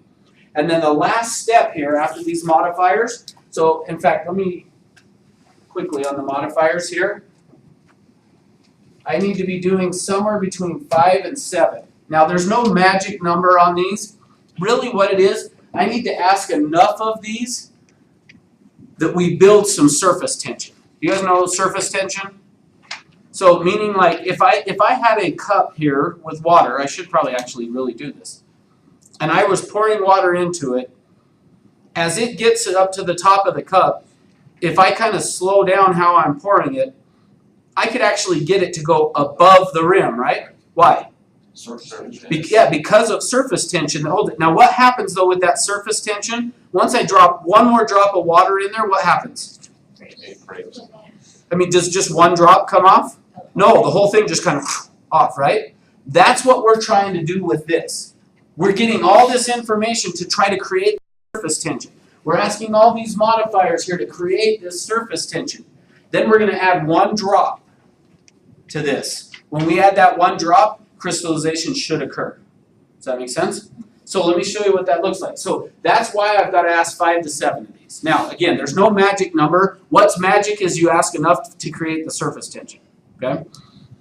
Once I've done that, then I'm going to come down here and I'm going to ask. So remember I said I left out the Y here? That's the Y is that extra drop that we want to add. Now that we've got all this information, I'm going to ask, why is having that important to you? So that's going to be that down here is Y. I'm just going to write it as Y. But why is having that feature that you've been talking about, why is that important to you? And what should happen is now they should start to access this part of the brain as soon as I ask that. So there's 2 different ways I'll ask this. One is, why is having that important? Or I'll ask, what does having that mean to you? What does having that kitchen that you were just talking about, that you'd be able to spend all the time with your family and doing all these activities and stuff, what does that mean to you? And then that should be the one drop then now that brings this whole thing back together. Does that make sense? Where crystallization should occur. Now, when I ask that, this why is having that important, or what does it mean to you? What should happen is they should either tell me the benefit or they'll talk around it. So let's go through the 15 benefit words, which you're going to want these written down for sure. Okay? All right. Because what should happen is the moment I get to, when I ask why is it important, or what does having that mean to you, they should either say this one of these 15 benefit words, or they're gonna talk around it, and I'll show you what that means, okay? So number one, and this is not in any particular order, this is just me going off the top of my head, and I'll probably have to check my list to get to all of them. Number one is gonna be, we talked about it before, convenience. So convenience is all about ease of use, meaning like, so back to what Dallin was asking earlier, like in terms of location. Location might be, I just want to be really close to work so that I can get to work and get home quick. I don't have to fight traffic, that kind of stuff. Convenient. What other things could be convenience? What? Give me some other ideas of features of a home that. Freeway access. Okay, good. What else? Close to schools. Close to Places you school. like to shop. Shop. Good. And not necessarily. Don't think all in terms of location. Locations is fine, but what about just in the house? Laundry close to the bedrooms. Yeah, good. That could be. They want the laundry on the same level as the bedrooms. Good. What else could be? Finished basement, Okay, and how's that going to be convenient? but I don't have to finish it if I. Perfect. bedrooms. Good. Yeah. So I don't have to deal with having to put it together. Good. Okay. So you get the idea of convenience, right? Next one and I'm giving you these two are the ones that tend to come up the most. But you want to be careful if every time you do this, you're coming up with these two being the benefits. So even though they're going to be the most often, but if every time you do this, this is what comes up, you're probably leading them to it. Okay? So, but comfort. Think of comfort in terms of creature comfort. Meaning like I have a dog, a little Shih Tzu, that she has this blanket that she just loves. And so like at night, in fact, she'll try to, my wife is not a dog fan at all, but I like dogs and my boys love our little dog. But my wife's like, that dog will never sleep on our bed. And so for years, the dog could sleep like in the hallway outside of our bedroom, but never in our room. And the last year or so, she's like even tired of that. So now my wife actually, it's funny because I've always been the one to train dogs throughout our married life that we've had. But she actually has trained this one that she sleeps on that blanket down on the couch. She does not sleep on, we have 2 stories. The dog is not allowed on the 2nd floor anymore. Well, I mean, she's allowed there, but not at night while we're sleeping. So my wife's trained her, go to bed. So she'll go down there and she's got that blanket and she'll use her nose to kind of fluff it up, you know, and you've seen them kind of walk around like this and lay down and sit up and that's comfort. Think of it, creature comfort is, so when somebody's talking about, so we talked on Tuesday about somebody using, I want a home high on a hill with a view because I want to just be able to go sit out there and just be able to relax. Typically that, when they're talking about comfort, it's more like I want that room or that feature, like I want to be able to go sit on the back deck and just go, it's kind of like I'm able to let everything go and just kind of relax. So it's not comfortable. So that's the key I want to make sure is comfortable is not the same thing as comfort. Comfort is that creature comfort of, okay, the world's at peace now or whatever. Does that make sense? Okay. Next one that comes up pretty often is going to be security. Now, when I say security, what does security mean? When we think about the word security, what is that describing? It's a one-word answer that means Safety. Okay, so, but it's sort of. It's sort of safety because actually number 4 then is going to be safety. So it's not, safety is about physical safety. It's about being safe. Security is more you may want to put in parentheses here, it's peace of mind. Meaning, if I'm a parent and I want to have a yard that is fenced in because I want my kids to be safe, it's safe for the kids, but what does that do for me? It gives me peace of mind, which is really security. Think of it this way. Growing up, my dad owned a pharmacy. At his pharmacy, I remember, like, if for whatever reason, if it was windy, something like that, and the alarm went off, I remember what my mom would say, or when we'd get a phone call, usually from the alarm company, and they would usually say, the burglar alarm went off. Why do we not call them burglar alarms anymore? But like when I was a kid at the pharmacy, it was the burglar alarm. So think about it today, why do we not say burglar alarm? What do we call them? Security systems. So why did we go from calling them burglar alarms to security systems? It changes people's mindset. That's right. See, think about, ultimately, this is about you having the peace of mind that you are safe. It brings a peace of mind versus burglar alarm sounds like scary and bad, right? So security is peace of mind. It's you being able to have that peace of mind that everything's okay. Okay? So then safety obviously is physical. Okay. Next things that will come up as benefits is going to be value. Value, and actually let me give you number 6 while we're there. Value and economy. Those are two different things. So if I'm talking value, value is about making money. Value is about making money. What would then economy be? Saving. Good, saving money. So give me some examples of economy. Somebody's talking about saving money. What kinds of features would they talk about in a house? Solar panels. Solar panels, good. What else? Tankless hot water heater. Okay, good. What else? Insulation. Yeah, thick insulation, good. Efficient furnaces, those type of things. So that's going to be about saving money. If I'm talking about buying the house because I want to be able to, I'm going to be moving again in 2 years and I want to make sure that I have made enough money or whatever. That's going to be more of the, so value is about making money, economy is saving money. So double pane windows, or triple pane or whatever, okay? Next, privacy. Privacy is going to be, that's obvious, right? Just about being able to be alone and away, whatever. So those type of things, okay? So privacy. A lot of times that might be a bedroom or that it might be, the great example, the one we used yesterday, high on a hill with a view of the city lights, really could be, part of why I want is I don't want my neighbors looking into my backyard to be able to see what's going on or whatever, right? Could you get that same thing with a whole bunch of trees? Yeah, so if privacy is the issue, in fact, I'm going to take this opportunity to reinforce again, these don't have price tags, and this is what they're buying. They're not buying the home high on a hill with a view of the city lights, they're buying privacy, if that's what's the important piece to them. Does that make sense? Okay. Next is going to be prestige, and I like to do / esteem. Those are like two sides of the same coin, meaning like heads and tails kind of a thing. What's the difference between prestige and esteem? Other people versus you. Perfect. So if for my house, I'm like talking about it and I'm saying, when I drive up, I want to be like, man, I can't believe I actually live there. That's going to be about my esteem. It's me feeling good about it. If what I'm talking about is, we like to have parties, and when people come over, I want them to be like, wow, you really made it, Russ, then that's going to be the prestige piece, okay? So prestige and esteem. Next. Recreation.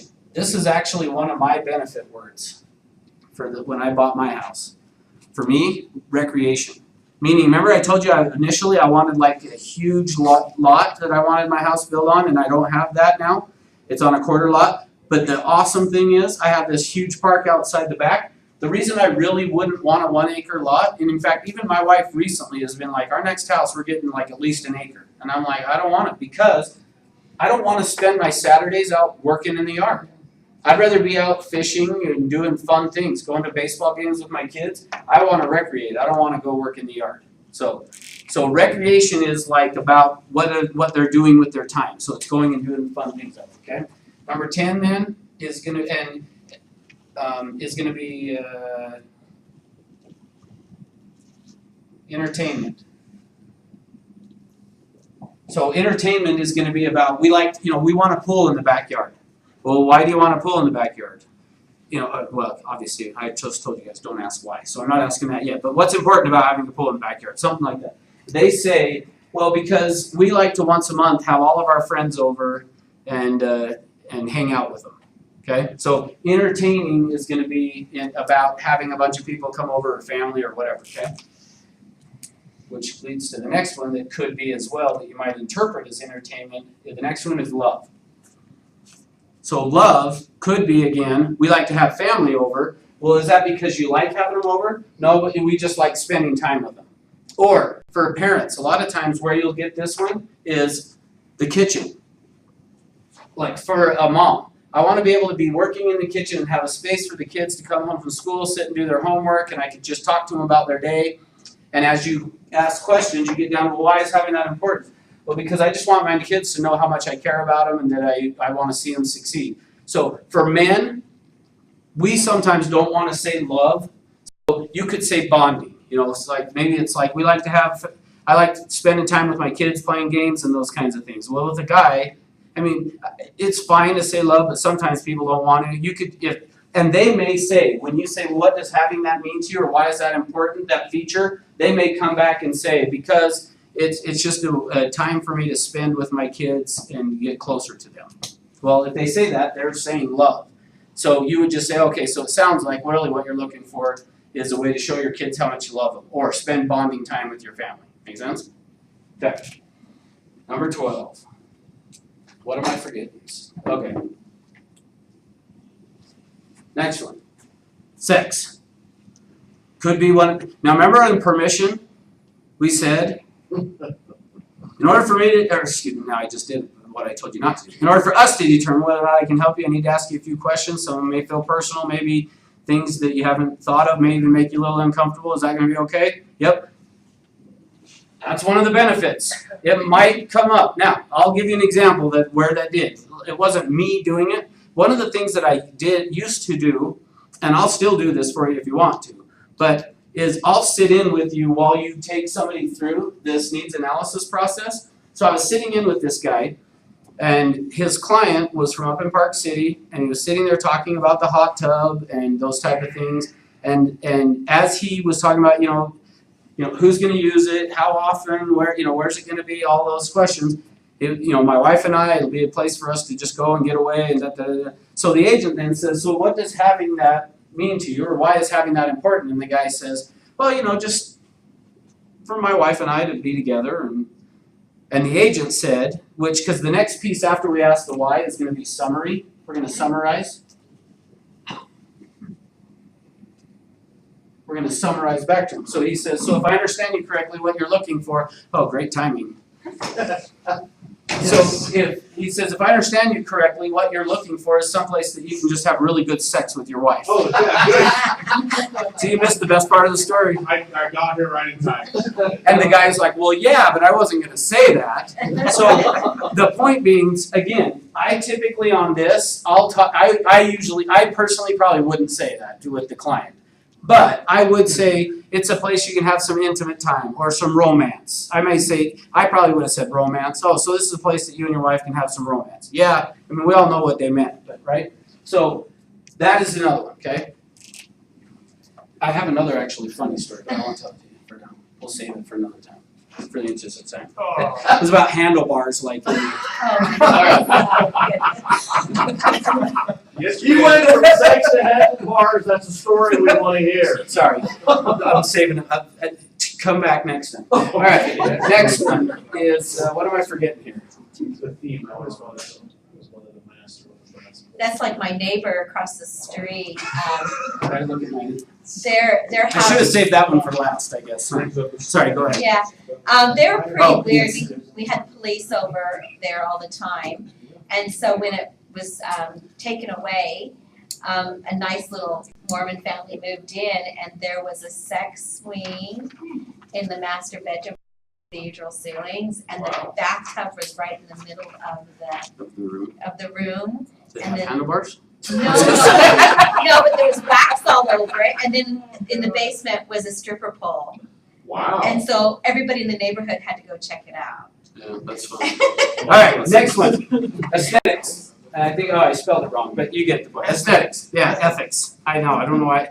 ES. We know what's on your mind. I know, right? After talking about all that, Aesthetics. back to ethics. So aesthetics is going to be in terms, yeah, exactly, back to that. Aesthetics is going to be in terms of typically if that's something that's important to them, they're going to talk about crown molding, and they're going to talk about fine detail of, I want to have this particular block or whatever, a rock, and they're going to give real detail about it. So that when they're doing that, that's going to be about aesthetics. You could sell it trusses for that sex swing. That's right. Yes. But it's not there anymore. She took She took it out. She took the bathtub I out. should have saved that one for the. All right, Next one is health. So could be somebody saying, hey, we want a Rambler. Well, what's important about that? Why do you need that? Well, because I have bad knees and I don't want to go up and down the stairs. So that could be health as well, okay? And then what one am I forgetting? Oh. That was my guy yesterday, goes, as long as it's a Rambler and doesn't have more than 3 steps to get in the house, they don't care anything, he's like, they don't care anything else about the house. What? They're 72, he's like, you can't walk up the stairs. Yeah, so typically that's probably where it's going to be, is health is what's driving it then. So last one is self-actualization. What's self-actualization? It's the top of the pyramid, of Maslow hierarchy. Yeah, when you're looking at Maslow's hierarchy of needs, it's the top of the pyramid. I got it at the bottom of ours, but Yeah. but what is it? It's where you've reached what you see as your peak, your goal, your life's. So, I wanna go live up on the east side of the house, that overlooks the whole house. It's a realization of their goals, of who they are as a person. So it could be that, yeah, it could be that. Typically we're all fine though. Typically when people are talking that, it generally will come back to prestige on that one. But so you're right on, but in terms of a house, what I've found usually is more like somebody that is they want to have a woodworking shop. And one of the questions you ask them, do you sell any of the things or whatever? You start asking some of these questions about it. And it's like, no, I don't. I really do all that woodworking for nothing other than just to do it. So it's kind of like it's the need for a poet to be a poet, or somebody writing songs or something, but they really don't perform. They don't do anything. They're just doing it for themselves. Does that make sense? So just improving that. Okay. So those are your 15 benefit words. So essentially, what we're trying to get to through this whole process is we're trying to land on one of these benefit words for each feature that we're doing. Okay. What questions? Right. As you're going through this process, what have you seen in your experience in the differences between husband and wife? Because there are 2 different emotional approaches. Good question. Yeah. So typically, and I did talk a little bit on Tuesday about this, but good reinforcement here. They're going to buy in 2s and 3s, right? Meaning there's got to be at least 2 or 3. He's got to have 2 or 3. She's got to have 2 or 3. So as I'm taking them through this process, that's part of why I'm saying, give me the top 2 or 3 items. Which one's 1? Which one's 2? 3 is, and then I'm going to drill down on this one first. So I'm going to come down and ask these questions, ask why. I'm going to summarize getting back to one of these benefit words. Okay. So once I've done that with, let's say, her for all 3 of these, then I'm going to turn to him, get the 2 or 3 for him. Drill down, get to the benefits on them. Once I've gotten to the benefits, then now we got to figure out how those all come together, because they have to come together. Which sometimes the question will come up was, well, what if they don't agree? Meaning, like, sometimes people will say, well, what if, like, he wants the kitchen for Number 12. Yeah, no, let's say convenience, I don't know. I'm just making stuff. He wants it for convenience, but she wants it for privacy or maybe self-actualization. She just likes cooking or whatever. You got Bethany losing it up here. She's crying. I know she's crying up here on the front row. So maybe she wants it for self-actualization, but those 2 can still come together. Does that make sense? Those 2 can still work together, the convenience and self-actualization or whatever. Meaning, like, the features of it may satisfy that need for her and his at the same time. So is that kind of what you're asking, Rick? Yeah. Or you don't even know? That's exactly where it's amazing how they all actually come together. If you really break it down emotionally, you bring all those things in. Yeah. And since Natalie brought up, where this was birthed out of was Maslow's hierarchy of needs. So it's not really, it's not the exact same thing, but this is what we would call really more of a needs benefit type of a thing versus Maslow's was based on just our needs. Right. Have you ever had clients who were resistant to taking this journey with you? Great question. That's what I would So, yeah, great question. Here's what I found is the people who are real buyers, no.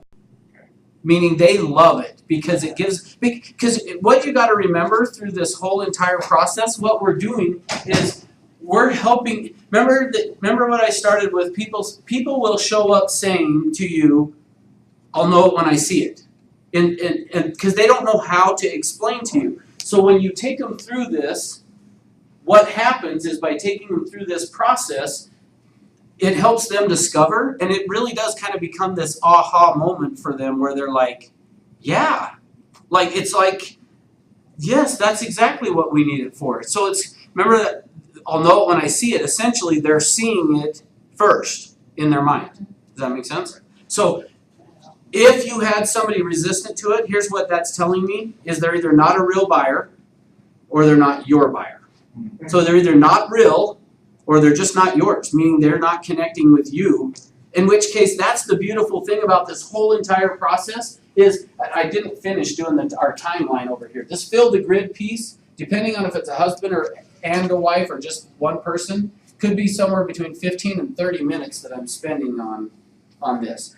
Drilling down on these things is probably going to be another 10 to 15 minutes that I'm going to spend on it. So the point being, like, add this up, you're talking somewhere between 45 minutes and an hour, versus a lot of times where we figure out that they're not a real buyer is after I've shown them 50 properties. And what I want to do is take them through this to figure it out. So is it possible? Yes. But typically that's not how it's No, carried. just kind of funny, because if somebody tried to do that to me, I'm the type of person that I look for homes and I'm just like, I want this, this, and this, and then I make it what I want. So I don't. But you know what? All of those things. But so that's awesome. It would still work. Should we do it? Do you want to come up and be my buyer? Well, because I could show you. Because that's the beautiful thing about this, I'd though. be like, I don't want to spend the time to do that. This is what I want. Okay, great. So tell me more about that. I want 3 bedrooms, 2 bathrooms. Okay, so good. This is great because this is a great question. So here's what I would do. Let's say that you were my buyer. I sat down and I said, okay, Carrie, so in order for us to determine whether or not I can help you, I need to ask you some questions. They may be things you haven't considered, maybe be personal, maybe even make you a little uncomfortable. Is that okay? Yeah. Okay, great. Describe for me the ideal home, and then you say 3 bedrooms, 2 baths, blah, blah, blah. And I say, okay, so you mentioned 3 bedrooms. Tell me more about that. I just need 3 bedrooms. Okay, and then you mentioned 2 baths. Tell me more about that. I like good-sized bathrooms. Okay, great. So let's say she kept giving me short answers like that. I would go, perfect, awesome. Okay, let's do this. I'm going to schedule 3 or 4 houses for us to go look at that have 3 bedrooms, 2 baths, and whatever else you said. And let's go take a look at them. So I would schedule 3. So you would do it quickly like that instead of. Because remember, this whole process, who's in charge, me or them? I'm directing them. I'm there to direct, but it's really to let them decide where we're going, right? So I'm going to let you decide that, but here's how I'm going to handle it. So we're going to go out now, and we go out and look at 3 or 4 houses, and actually one piece we haven't gotten to yet. So let me actually do that. So let's say we've gone through this. I've summarized the next step after the summary. After I summarize back, so what you're looking for in the house is blah, blah, blah, blah, blah. Great. Now, let me tell you how I work. So I'm going to go out and look at every home on the market in your price range, but I'm only going to show you the ones that actually meet your needs. So in my experience, what that means is I'm going to have to go look at 10 houses to find one that will work for you. So if we go look at 3 or 4, that means I'm going to go preview 30 to 40 before we even go out. I'm willing to commit that time, provided that during the time we're working together, you'll commit to working exclusively with me. Okay. Great. I have an agreement that states that in writing. Bam. That to me is when you ask for agency, is after going through this, okay? So now we've done that, great. Now how do you plan to pay for it? Alone. Okay, great. Who have you talked to? See, like, Awesome. And do you have a pre-approval letter? should tomorrow. You'll have it tomorrow. Great. If you'll get a copy of that to me, as soon as I get it, I'll go to work on finding some properties to go show you.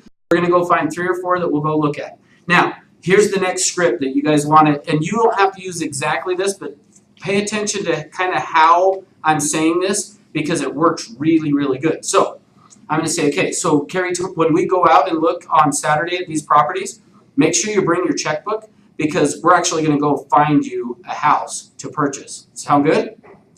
Awesome. Now, as part of that, what's going to happen is after every house we go look at, I'm going to ask you, do you want to write an offer on this house? Now, I do not want you to feel pressured at all because that is not it. Meaning a no is just as important to me as a yes because it helps me to know that I understand what you're looking for in a home.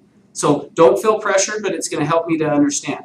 So is that okay if I ask you if you wanna do that? Awesome, okay, bring your checkbook, we're gonna go find you a house. Now, what have I just done, though? Ask for permission. I just got permission after every single house to say, Carrie, do you wanna write an offer on this house? Now, I'm still answering your other question. So now we go out and we look at the houses, and we come out of the first one, that's got 3 bedrooms, 2 baths, everything you said you wanted. Do you wanna write an offer on this house? Okay, so let's go take a look at the next one then. We go look at the next one. Do you wanna write an offer on this house? Maybe. Maybe? Okay, great, let's go to the next one. Do you wanna write an offer on this one? No. Okay, so now that we've looked at those 3 houses, hey, help me understand, one of the things that's really important to me, Carrie, is I don't wanna waste your time. I don't wanna waste your time showing you stuff that doesn't work for you. So help me understand what didn't work on those other houses that didn't work. The location. It was just the location. So, okay, on the one that's a maybe, help me understand on that one. What's holding you back from writing an offer on that one? I just wanna be sure. And so when you say just wanna be sure, tell me what that means. I'd like to see just a few more that are similar to that to make sure that this is actually the one that I like. Okay, so how would you feel though if this one sells tomorrow to somebody? Is that gonna be okay? Probably be okay. It would be okay? Okay, great. You're not gonna be upset. Okay, great, boom. So then I'd say great. Now let's find a few more. Go out, great. You wanna write an offer on this house? Okay, do you wanna write an offer on the next one? Yeah. You do? Great, we're done. Then I go. So here's the point. You're filling in gaps. What I'm gonna do is I'm gonna go out and show you properties. What I've found is the people, if she's not really being willing to share with me, great, let's go take a look at a few. I'm not gonna spend a ton of It's not time. that I don't like working with you or you, I just, Mhm. there are people that are just like, this is what I have, this is what I'm doing. And Well, here's what I found is those people usually will be the ones that will write an offer without having to show a ton of properties anyway. So that's why I'm okay with it. But in the event you didn't write an offer, I'm gonna take the opportunity to say, so tell me what didn't work about those. I'm gonna jump right back into this anyway. And I'm gonna say, tell me what didn't work. And then you would go, well, I didn't like the blah, blah, blah. Okay, say more about that. So help me So understand a you're little better. basically- If in the event you don't write an offer, you're going back to that for you without them realizing that's. That's exactly what I'm doing. Is ultimately, so in fact, what you should do, you should never leave an appointment with any client without scheduling the next appointment. So if with you, I would have said, great, we didn't write an offer. I'm gonna go back and I'll do some more research based on that. But before I do, let's talk about what didn't work on those houses. Cause remember I tie it back to what are the top 3 things, complaints about agents? Number 1, don't return your calls. 2, we don't listen. Number 3, we waste their time. So I'm just gonna use that to my advantage. Hey, look, Carrie, I don't wanna waste your time showing you properties that don't work for you, and I wanna make sure you know that I'm hearing what it is you're looking for. So tell me what didn't work on those. You tie it right back to, hey, I just don't wanna waste your time showing you properties that don't work, so help me understand. Make sense? Okay, good. What other questions on? You guys got it all figured out? Andy? Can you send me a copy of that, paper, that's the digital copy, only because Oh, yeah. what I did is when I've gone into some appointments, and I've actually written down all the benefits, because I don't remember all 15 of them off the top of my head. Okay. So when I'm interviewing and talking to people, I tie it back to one of those. So I just wanna be able to type it on there, Sure. just have it. Yeah, I do that.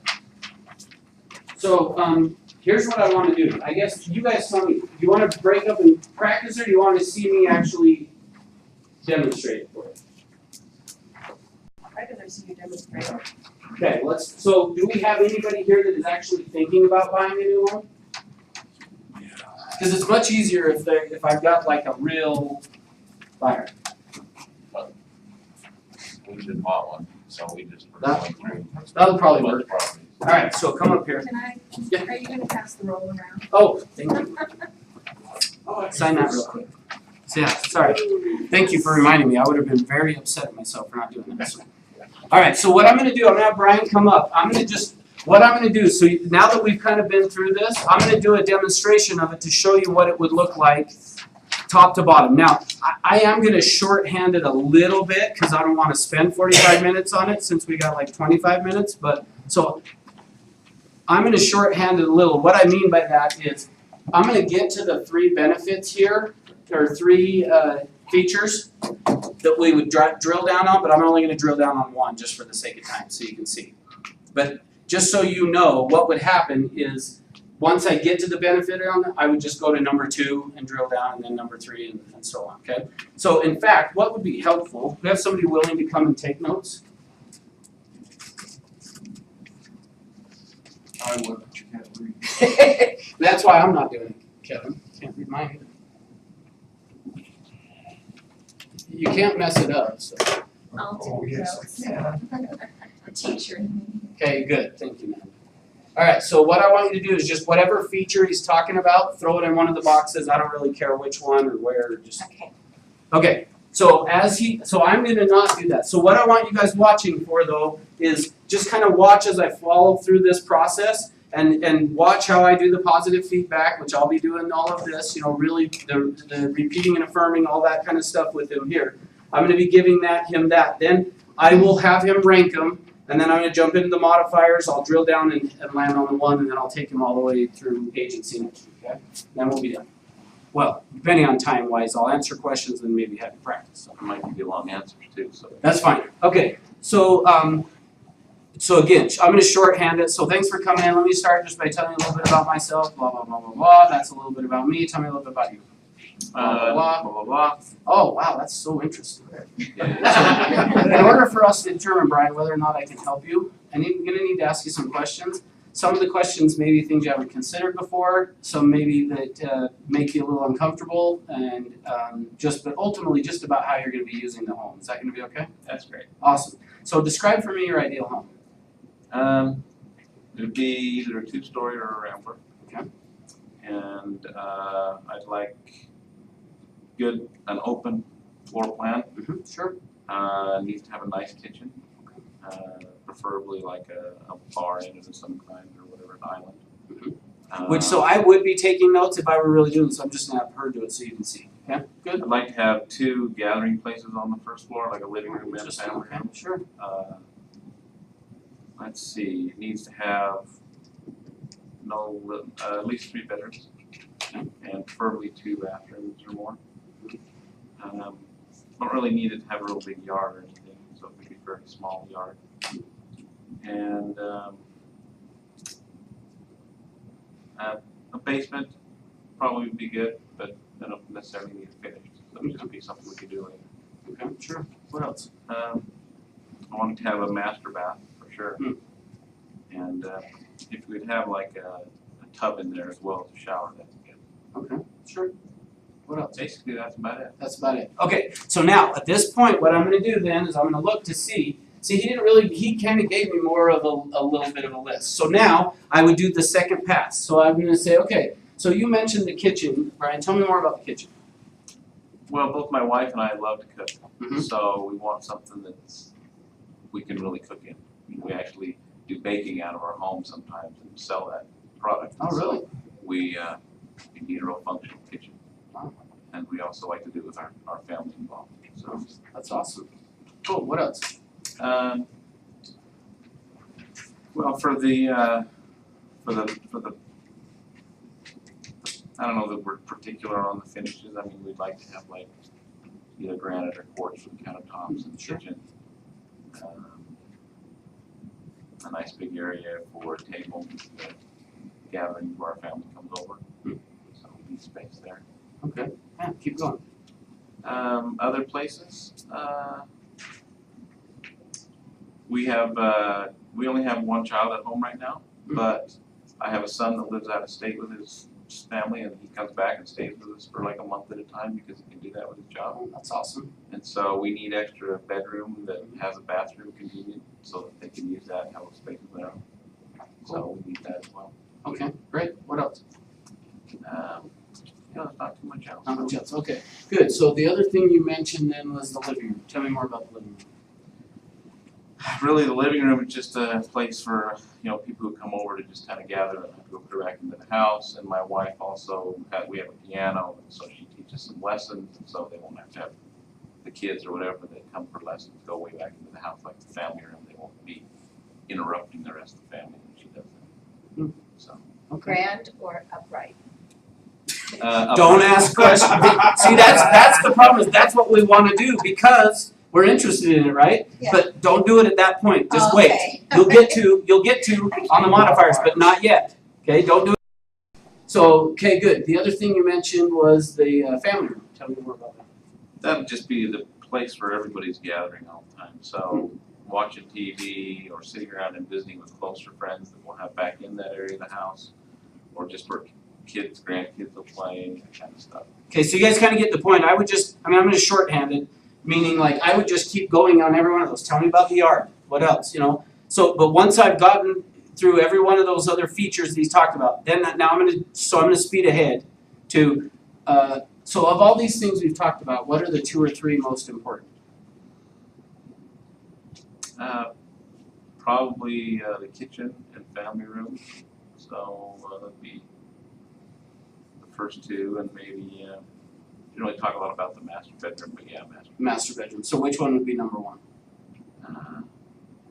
probably the kitchen Kitchen, and then number 2?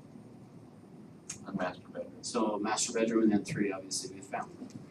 Alright, so now I've ranked them, so now I'm gonna take the kitchen again. And remember what I'm doing now is here, I'm moving to the modifiers, okay? So, Brian, picture yourself in the kitchen, tell me what you see. Well, like I said earlier, I see an island. Watch his face as we do this. Oh no. Sorry. I was trying to do it without you noticing me saying, watch. So let's back up, start again. So picture yourself in the kitchen, tell me what you see. I see an island, a nice big island that probably has like a bar built into it that the kids can sit at, like bar stools. I see double ovens that we can use. A lot of storage space on the counters. And I really like, a nice tile backsplash would be great. Oh, okay. Looks of those. Yeah, sure. And not too much else. Okay. So you said a lot of counter space, or was it? Okay. We need a lot of working space. A lot of working space. So when you say a lot of work, how much is a lot of working? So notice I'm jumping into the modifiers now. How much is a lot of working space? Oh boy. I'd like a bar that's at least 6 feet wide. Okay. In one direction. 4 or 5 feet, it's pretty big size. Okay. And the countertop, we've got mixers and things are gonna be on there, so a place to store those, I guess, would be great, because I don't like a lot of clutter on the countertop. Sure. So to have that would be really useful. Okay, awesome. So what kinds of things do you cook? Mostly baked goods. Oh, really? You can probably tell. A few of those. You and me both, right? So, So that's awesome. And primarily that's what we've done. Okay. So then you mentioned having stools, bar stools and things for the kids. So what are the kids doing while you're cooking? Is that? Well, that's mainly for them to, be able to eat, or grandkids to eat at the bar, so we don't have to have much space taken up by the table or whatever. Okay. I would like to have like stainless steel appliances, that'd be great. Oh, stainless steel. Yeah, I like to look at that. Awesome. Okay, good. So who else uses the kitchen? We like to involve our kids, but we don't have really too many at home anymore, so it's usually just my wife and I. Just typically you two. Okay, awesome. So and where would the kitchen be in relation to the rest of the house? Right by the family room, so if people are there visiting, you can be included even though you're back there working in the kitchen. Yeah, sure. So what type of, you mentioned the cabinets and things, what type of wood? They could either be stain finish or they could be like painted, so the wood wouldn't matter a whole lot to me. Okay. Don't need to be custom or anything like that. Okay, awesome, cool. Well, what else do I need to know about the kitchen? If we could get like hardwood or laminate on the floor, like that. Okay. Don't really want tile in the kitchen. Just no tile. Too hard to stand on. Gotcha. Okay. Cool. What else? About it. That's about it. Okay. So now notice I've asked probably in that 5 to 7 range. So now here's how I find out if I've asked enough though. Remember we're building surface tension, right? Here's how you find out. The next question I ask should either give me a benefit word or talk around it. So just say whatever, don't do it because I said that. So what does having that kitchen mean to you? It means being able to spend time with my wife and, working with her in there. would love to do that. Okay, so it sounds like then really this kitchen really is more about you and your wife getting closer together and bonding, you know, sharing the love they have for each other together, And the rest of the family when they're there. and the family as well when they're there. Okay, awesome. So really, what we're looking for then in the kitchen is a place that you can spend that time with your wife and family to get closer to each other. Yeah. Awesome. And then I'd go boom. Now let's go to number 2, which was whatever. And I'd say picture yourself in that.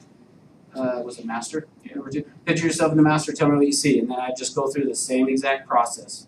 He's going to tell me all that stuff, and ultimately, then I'm going to go, well, what does having that mean to you? He's going to give me either say a benefit word or talk around it. I'm going to summarize it back to get him to agree to it. Now, here's the key. Well, I'm going to the cool thing about this. I'm going to rewind. Watch his face. Thank you, Natalie. Give Natalie a hand. Thank you. So here's what I want to do. Watch it. I'm going to rewind. This is what's so cool about just like how your brain works. I'm going to rewind and I'm going to ask the question of what does having it mean to you. I'm going to summarize with a wrong benefit. Well, I want you guys to just really watch his face. Okay? Pay attention to what he does here. Okay? So what does having a kitchen mean to you? It means being able to spend time with my wife and the family when they're there. Okay. So it sounds like really then what you're looking for in this kitchen is a place to have some privacy. No, not really. Did you see how slight that was like, what? You could see in his face that little bit of a like, what's he saying when he's like, Are you even listening? yeah, it's like, did you even hear what I said? Because it wasn't even close. So when you ask this why, what does having it mean to you, you've got to really watch to make, if they give you that. I had one time, I'll stand up so you guys can see it better. I had one time that I did this with a lady, that I was taking her through this, she was talking about, and I used privacy, which is why I did it now, is when I said, what does having it mean to you? She was like, it's a place I can get away and just be there and I don't have anybody bugging me and stuff. Which, so I'm like, well, it sure sounds like privacy. So I said, well, so if I understand you correctly, it sounds like this kitchen's about privacy. And this is what she did. Now I have to stop and think because I can't just do it. But she went just like this. Yeah. So you have to be watching. So sometimes people will ask, could I do this over the phone? No, because she would have said yes and she was doing this. So you've got to watch for those slight little things that says, no, you missed it. So what you do though, if I did that, so let's say I do, so it sounds like what you're looking for in the kitchen is comfort. Not necessarily comfort. Okay, so what is it then? That's how you get around it. If you're wrong and they go, I would just say, well, so help me understand a little better. Well, I mean, really, what would be the benefit to it then? Time to be together, really. Yeah, see, and then time. Oh, okay, so love really is what we're getting to. Okay, what questions? Thank you. Give Brian a hand. So, what questions do you have about it? None. Jeremy. Have you ever, and I may have missed this and I apologize if I did already, but. Yeah, we're 4 hours into this. Yeah, I know. What about with the different personality styles? Is there anything to that where like I can see several of them being so open and then, like you kind of already hit it where if someone's just direct and that, you just kind of, you just treat them that way. Exactly. That's it. Yeah, so ultimately, that's what I would say in terms of, because no question, an expressive is going to give you you're going to almost be like, okay, that's enough. Which again is back to what I was telling you guys earlier. That's where instead of saying one of these keep going, I would say, is there anything else? Because I'm trying to get them to stop, right? So, or I may use a transitional statement to move on to something else.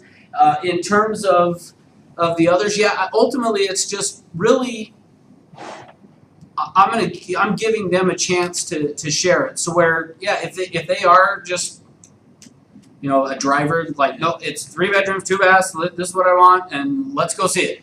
Great, let's go. But what I've found too is those people are also going to be the ones that it's a lot quicker. So so it's okay. So it is going to vary, meaning like, that's why I'm saying here 15 to 30 minutes. Some people it might be very, very short. Others it may take a little bit longer. But the key is, so especially like with Carrie, you bringing that up, don't assume just because that's how you are, that's how everybody else is going to be. Because Brian, how did you feel about me during that process? I felt like you were genuinely wanting to know what I wanted to. I mean, it was a little uneasy, right, because we've got an audience. Yeah, because we got all but these normally, it'd just be a nice little conversation about what I want, because I wouldn't mind that. Yeah, and that's why I like to have somebody who's like in the process of or thinking about buying a home, because it's not weird to them. It's kind of like the reason they connect to you so much is because you're actually helping them. It's like they've been trying to figure this out in their head, like what are we going to buy? And you help them along the way. I mean, so here's the other question: is prior to, and you may, because you've already bought, meaning put an offer, right? Or no? Yeah. Or closed? Are you closed or No, just we haven't closed, no. Okay, so he may have already figured this out, but in terms of the kitchen, before today, did you know that's what the kitchen was so important to you for? Probably not all of that, no. I mean, It's part of it, yeah. I mean, I know it's important, but specifically, no. but so that's what I want you guys to see, is not always do they fully realize, like, that's why the kitchen is so important to you, is because it's you spending time with your wife and your kids. And some of the stuff I was describing was of the one we found, and that's why we liked it so much, because it had that. Because it had those, and ultimately it's gonna help you to attain wherever love is. Yeah. Here, right? So, all right, good. What other question? Would Right. you just restate after the summary and you're asking, for them to sign with you, what that? The let me tell you how I work part? Okay, good. So once I've gone through this, so yeah, which I probably should have done that with them. So once we've gone through all three of the benefits, then I would have said, okay, Brian, I've got a really clear picture of what it is you're looking for in a home. So let me tell you how I work. I'm gonna go out and look at every home in your price range, which the thing to remember, this is all recorded. You guys can access it anytime off of the YouTube, the Peak Agent YouTube thing, right? So now I don't remember where I was at. Let me tell you how I work. I'm gonna go out and look at every home on the market in your price range, but I'm only gonna show you the ones that actually meet your needs. So in my experience, so you can rely on me, say, in our experience, if you don't wanna say mine, in our experience, we're gonna have to look at 10 to find one. So what that means, if you just remember that ratio, it makes it easy, 10 to 1. So what that means, if we're gonna go out and look at 3 to 4, I'm gonna have to preview 30 to 40. Well, I'm willing to do that, provided that during the time we're working together, you will commit to working exclusively with me. Because ultimately, that's what I'm wanting, is them to commit to, yeah, I'll work, And the thing is, once you've taken them through this process, they feel like, man, this guy listened to me. And they'll say, yes, right?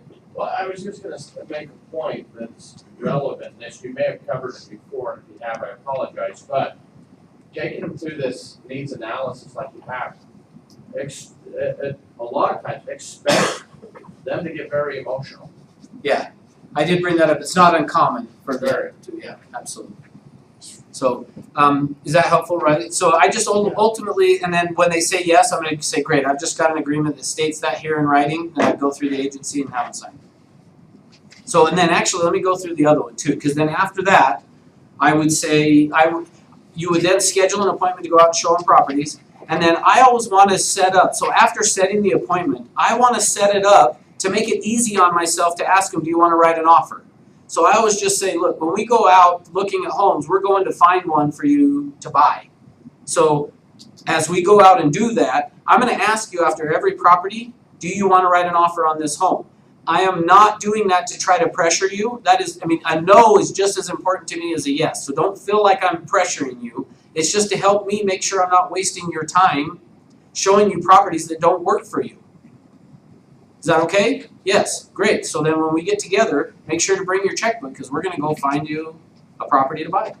So when they say no, they don't want to put an offer in on it, do you ask them what it was lacking or something like that? So yeah, great question. So depending on that, how I handle it is it depends on if you're riding together. If you're in the same car going, then yes, I probably would say, all right, so let's talk more about that one. Tell me, because again, I don't do it from the standpoint of trying to pressure them to buy that house. I just want to say, look, I don't want to waste your time showing you houses like that again, so tell me what didn't work on that one.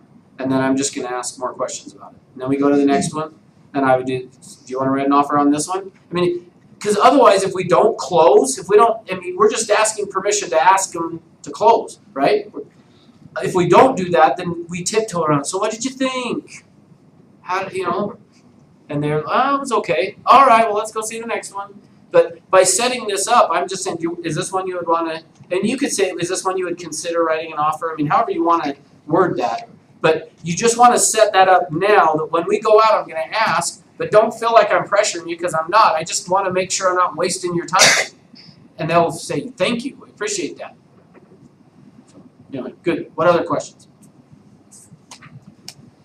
All right, well, Do oh, you go ahead. ever cover like a time frame? Like they may be, this is all stuff they want, we've gone through all this, but geez, we're gonna say no to, do I wanna write an offer on everything, cause we really don't wanna buy it for 3 months. But so that's perfect, because you would be telling me that then, if, when we got to that, I'd say, okay, great, I'm gonna set some stuff up, we're gonna go out.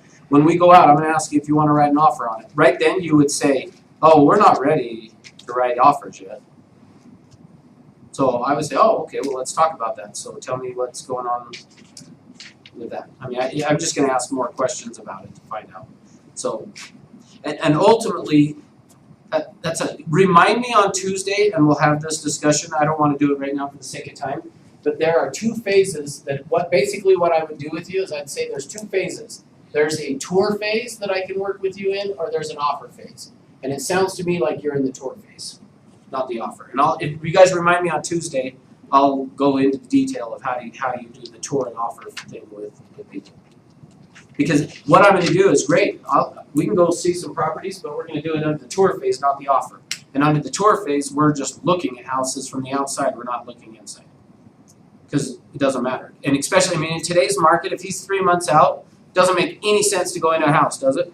No, it's been gone. If it's worth anything, it's gonna be gone. If it's overpriced, then, you know, it might still be there, but it's overpriced, so. Then I'll call them. Okay, so here's the thing, let me just end where we started. What's the purpose of all this? Ooh, we got about half of you that time. Good. The whole point of all of this, until this crystallization occurs, they're not buying. They will not buy. So the whole point of all of this is to cause crystallization, because they're not gonna do anything until they crystallize. Once they've crystallized, they're ready to go now. So, best thing you guys can do is get together and practice this. I mean, part of doing role play on a daily basis, this ought to be one of the things of, let's sit down and spend some time practicing this and running through it. If you want me to sit in while you do it, I'll do it. And I'll even sit in when you do it with a client, with a real client if you want me to hear and kind of give you some ideas. I'll tell you the biggest challenge you're gonna have on this is, and Natalie demonstrated it for us up here, but it's normal. I wanna do it too. They hit on something like that on the piano and you're like, oh wait, what kind of piano? Which great, I would do that here under this phase. You'll get to do it, you just wait.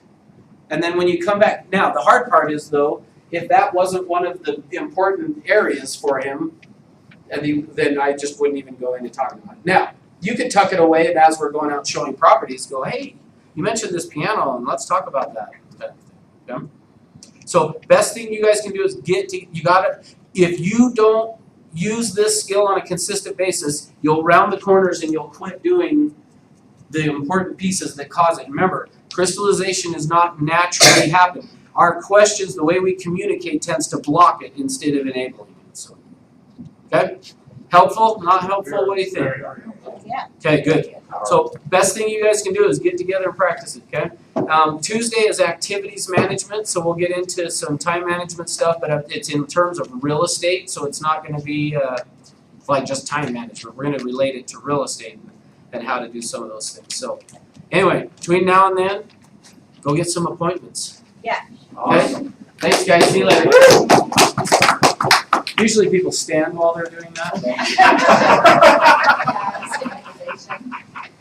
Take that one. Alright, I'm doing